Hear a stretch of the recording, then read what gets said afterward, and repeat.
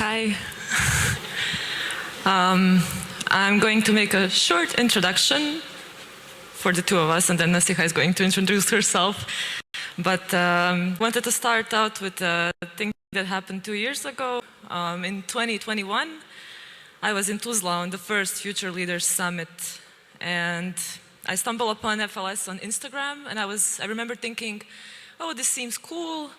I really want to listen to some of the people I saw, and sorry for reading, but I want to pronounce the names correctly. Admir Masic was one of the speakers at the time. He's Associate Professor of Civil and Environmental Engineering at MIT. Miralem Salihovic from Apple was also there. I know him better from FMGM, as I'm a huge fan. And Selma Žilić from Northvolt. And I remember I was really amazed because I never thought that these kinds of people would be in Bosnia talking about stuff. So I really wanted to listen to what these people had to say, and I was amazed with FLS and what you did in 2021, so really good job. And I came back to Sarajevo motivated and kind of really eager to use this energy that you guys introduced 2 years ago.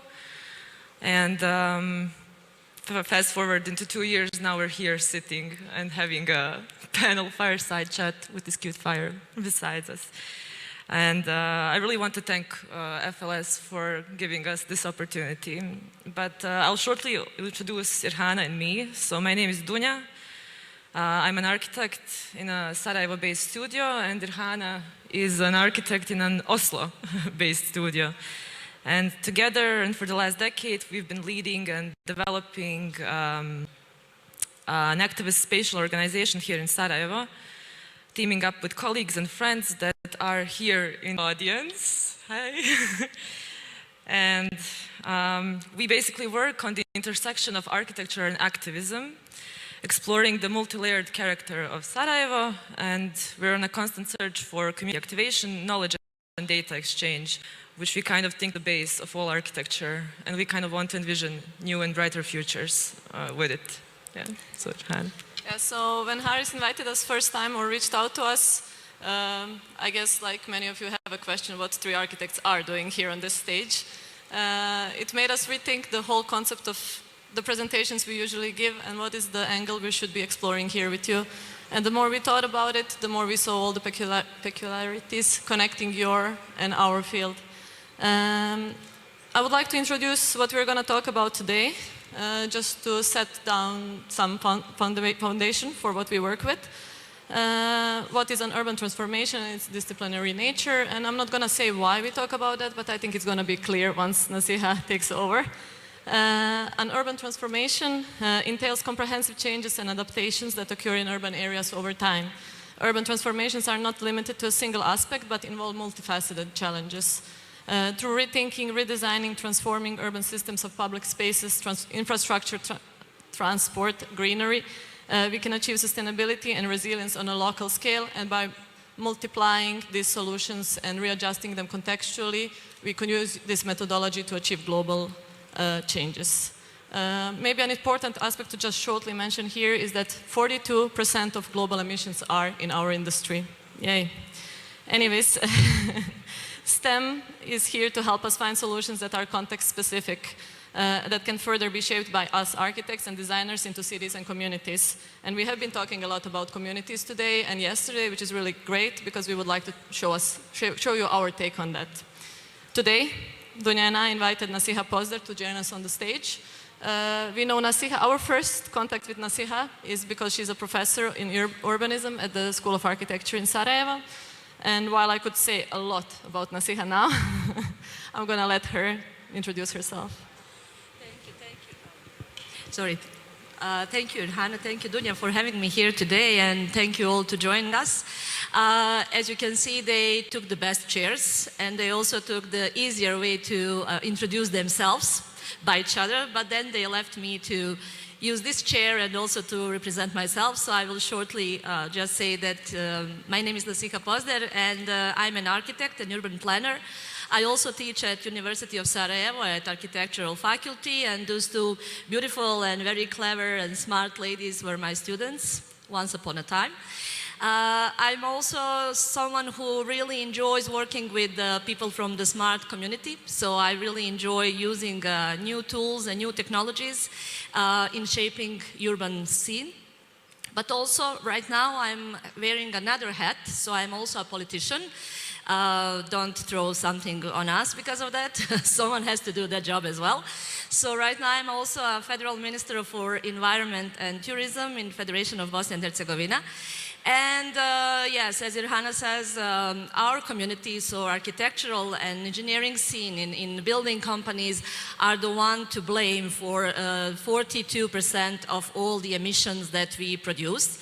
Some of the others are also on your fault, so let us share this amount. Today, yes, we are going to try to heat up also our discussion with you. Sitting here is really, really hot. It's because of this fire, but also of all of those lights. But as also Irhana said, when they invite me to join and to talk with you about urban transformation, but also smart city technologies and using all those very smart tools in shaping our cities, the question was, will it be interesting for you to listen what we have to say? But also listening some of your questions just right now and after Mr., or should I say just Almir, after his presentation on gaming, some of you just pointed one really good question. You said, how do you think that what you are making in your game is something that is good for the community? You thought about the gaming community, but it is the same question that we raise to ourselves every day when we are shaping our cities, when we are shaping our environment. We are also reminding ourselves on this same question, how we can be sure that our decisions are the one that should be done. What is the difference between gaming community and urban planning community is that our mistakes are here for good, or at least for a much longer period. So there is no mistakes that we can solve easily. So yeah, that is something that I believe we could share together today through this discussion. Yeah, I think one big aspect is also that we work with people who are from 0 age to 99, or like as someone maybe manages to live over that. But this huge community we work with, it's sometimes crazy to understand what are the exact needs and how to shape them.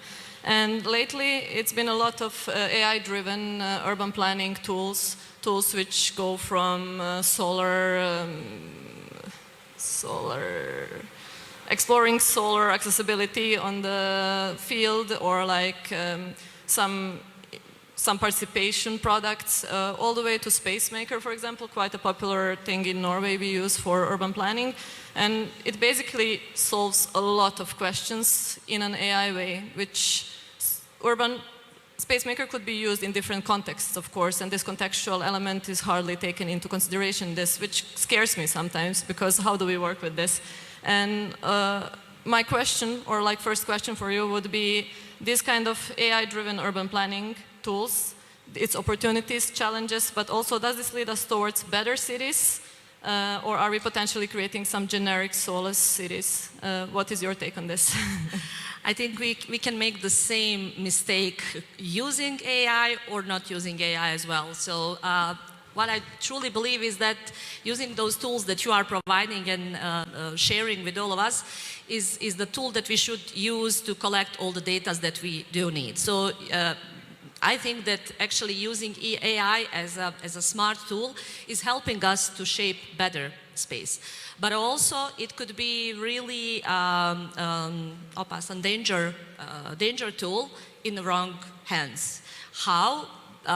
It's easy, even in the gaming industry.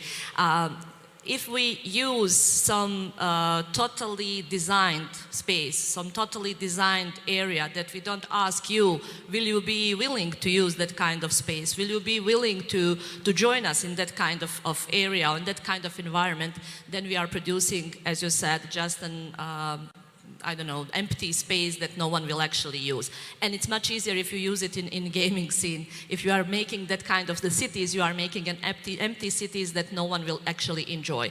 So if you ask me, I will say that collecting data is helping us to more quickly understand what society is actually, what they need, what they want to see, how the world and the way of living is changed. Because I'm really sure that the way how you live or how I lived years and years ago when I was in your age or even in your age, is totally, or at least there are a lot of differences. So I have to be able to understand how the world is changed now and how to make it better for the people who are joining us now. It is interesting. I just wanted to...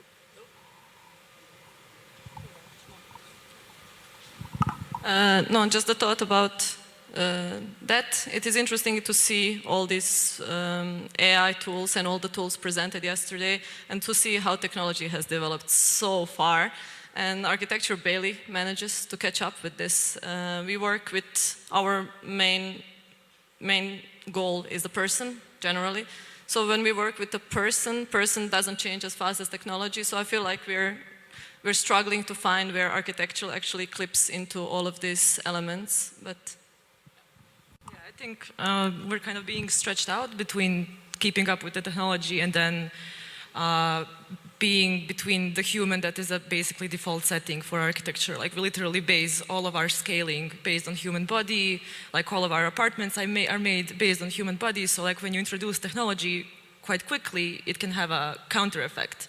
But we discussed this yesterday while listening to some of the other lectures as well.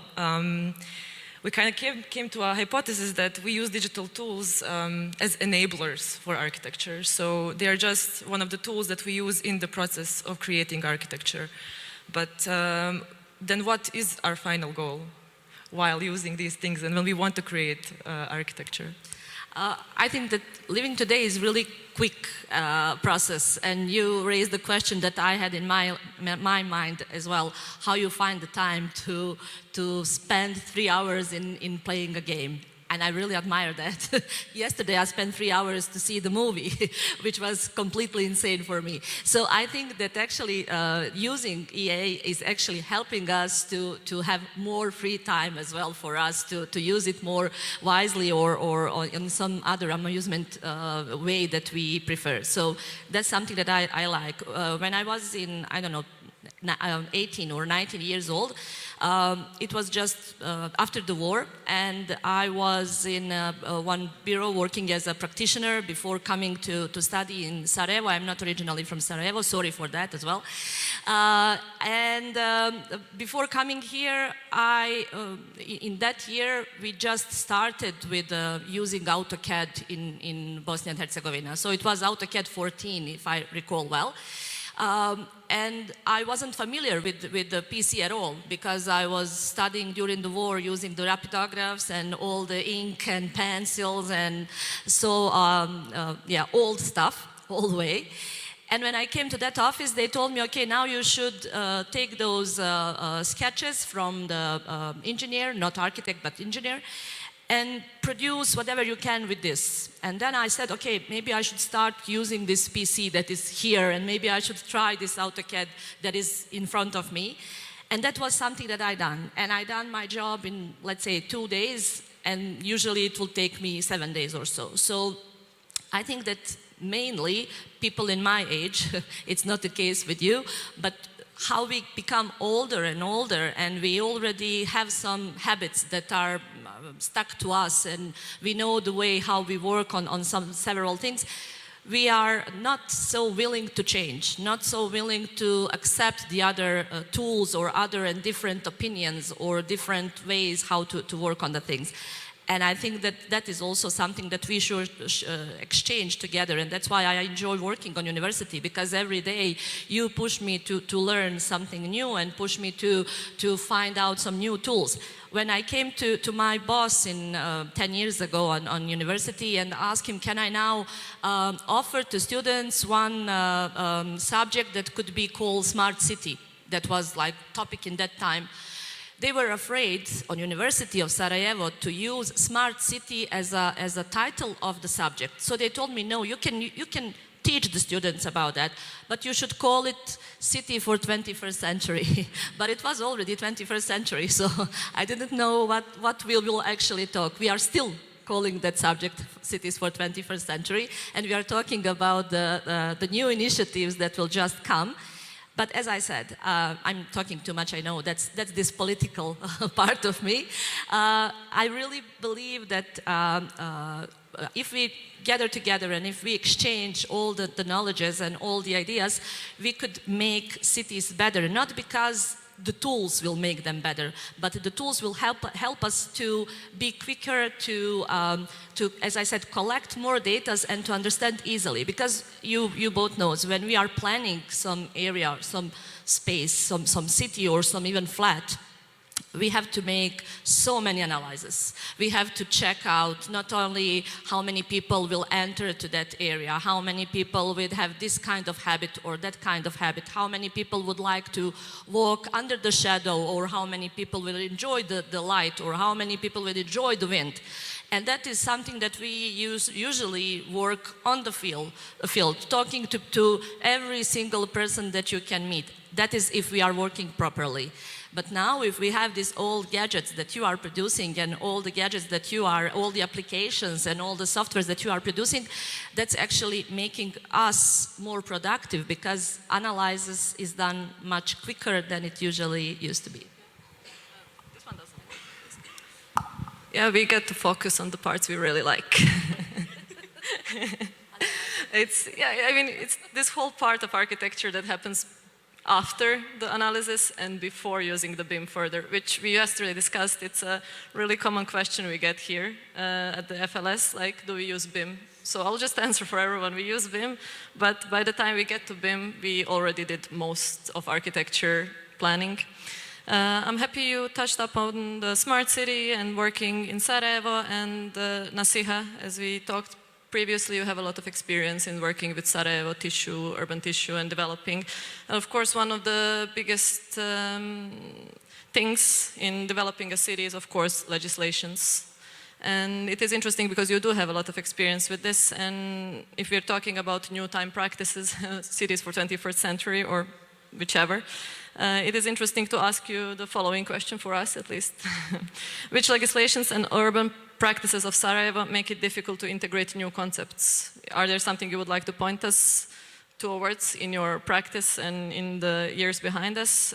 Whether the laws of our country allow us to pursue actual interdisciplinarity, and what are your latest experiences about this? As I already spoke with you, I think we are a great country, and I think that we all can agree.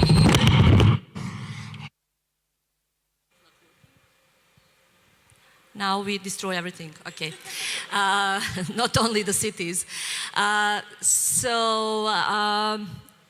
we spoke, yes. I think that things are changing.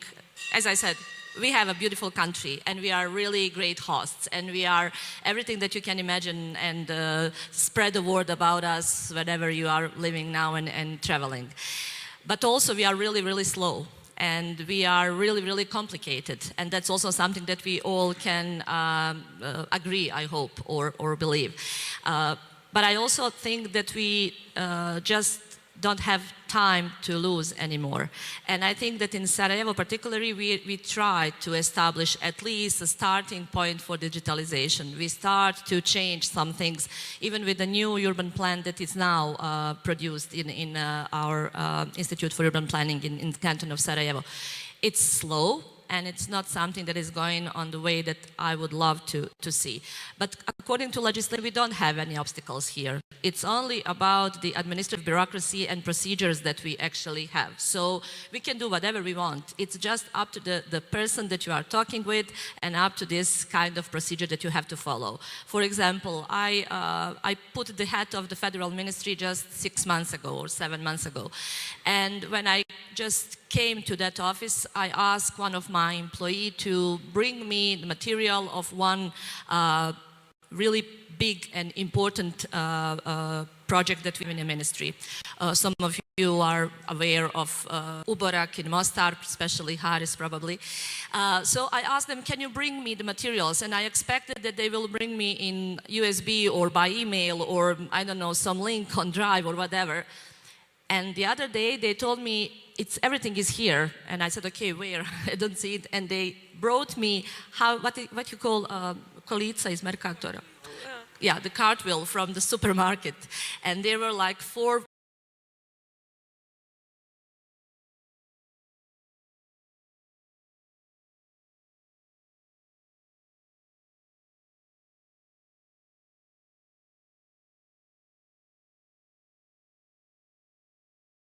in my mobile phone, because this is not the way how I should work, and I don't work in that way.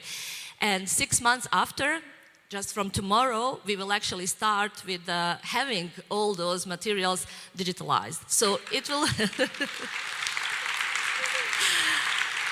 But it's 6 months. It's not for applause. So we lost 6 months waiting to get this, and not for the archive. So now I will have just the things that are coming now in our office. It will take more time to make the digitalized samples of the other projects that are already in our offices. So what I want to say, it's up to us, not up to you, but up to us who are now making some decisions or leading some institutions. It's not easy.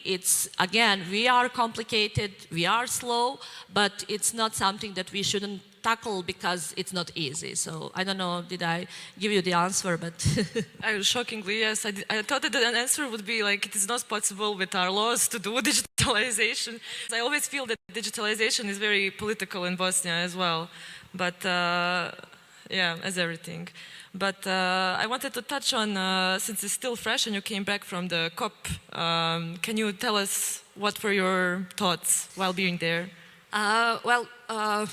There was one sentence that I brought with me back home, and I keep telling that and using that, and it was said by Prime Minister of Iceland. She says that don't use the global money to cook the earth that we are living on. So that's something that I would like to share as well with you, because I think that we should more wisely use all the, not only environmental resource, but all the resource that we have. Don't cook us before it's the end. So that's something that we discuss there. There are, of course, as everywhere, in every room, different voices that you can hear. But what is good is that the COP, I don't know, have you already, I mean, maybe you don't know even what COP is, but COP 28 is up to climate changes and climate resilience. So that was the topic that we discussed, and we discussed it in Dubai, which is for me oxymoron in the beginning, because Dubai is using all the resources and cooking all the environment that could be cooked. So it wasn't for me, I thought it's not a clever idea to be there, but then I changed my mind. That's also something that I want to exchange with you. It's very important to change your mind. So change opinion, it doesn't hurt. If you have someone that can teach you something, or you can learn something from your person in the room, please reconsider what you are thinking. Maybe they are right. So yeah, I changed my mind in Dubai.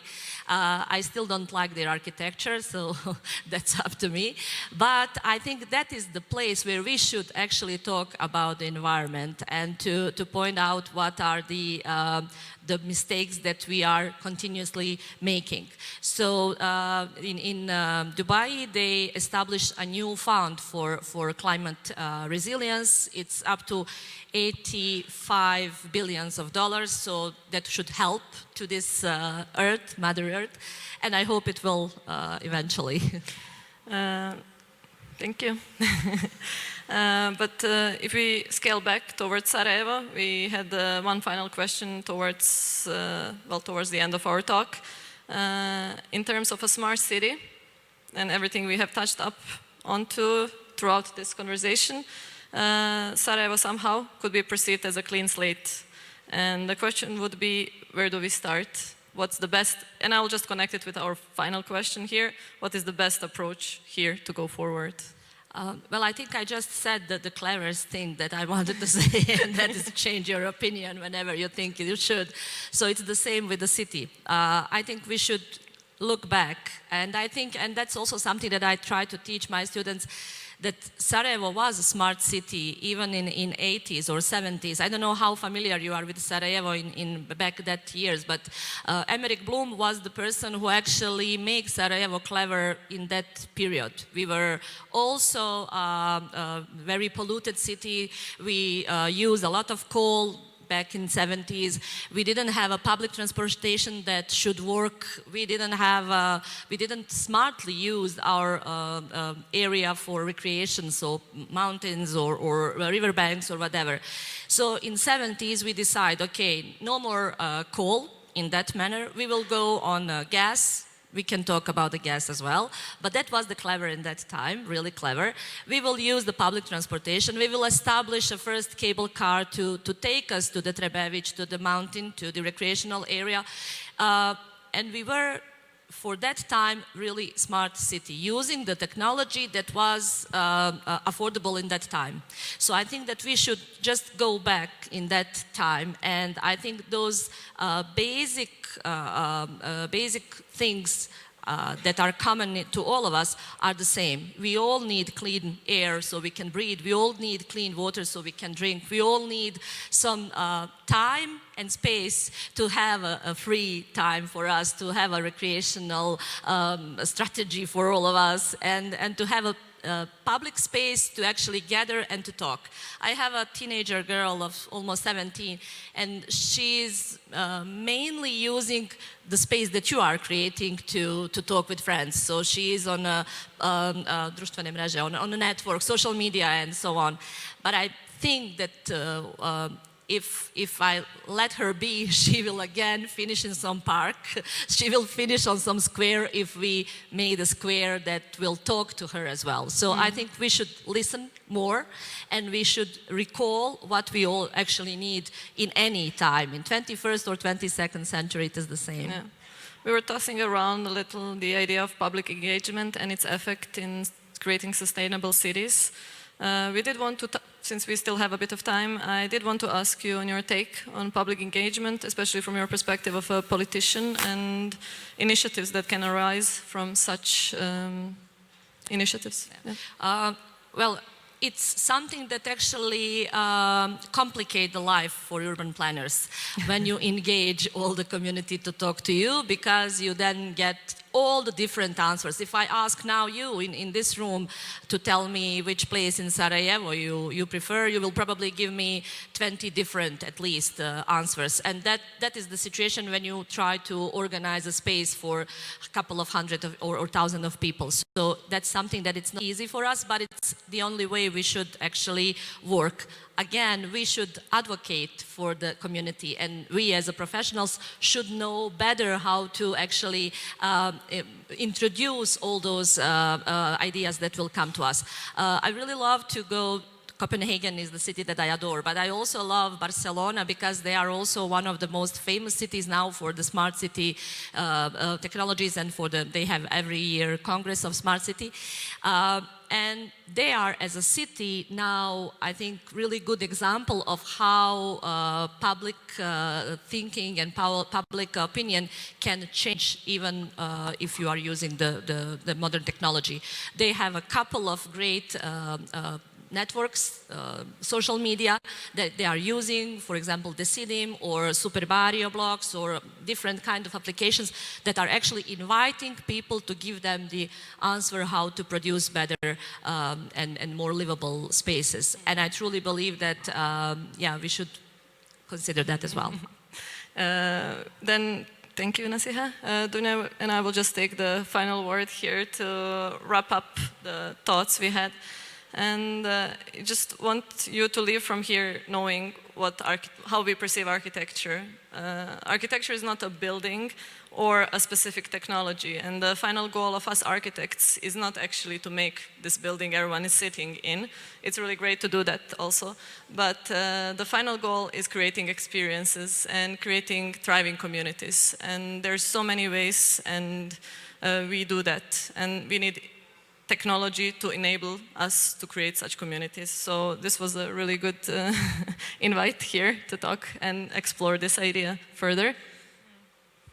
And we are on time. We are always launching deadlines, so this is... Yeah, I think this will be the first time that we're not late. I'll also just add a follow-up to it, Hannah. I think that activism kind of activates the community, and the more active the community is, through participation in any manner, the more data we get. And the more data we have, the better we can plan the cities and make buildings be more effective. And if we say that the hypothesis here is that good architecture should be based on enabling knowledge and data exchange between different actors from the community, then I think even events like these are a good place to actually start making actions towards progress in a way. So, yeah, that would be it. Thank you. Thank you.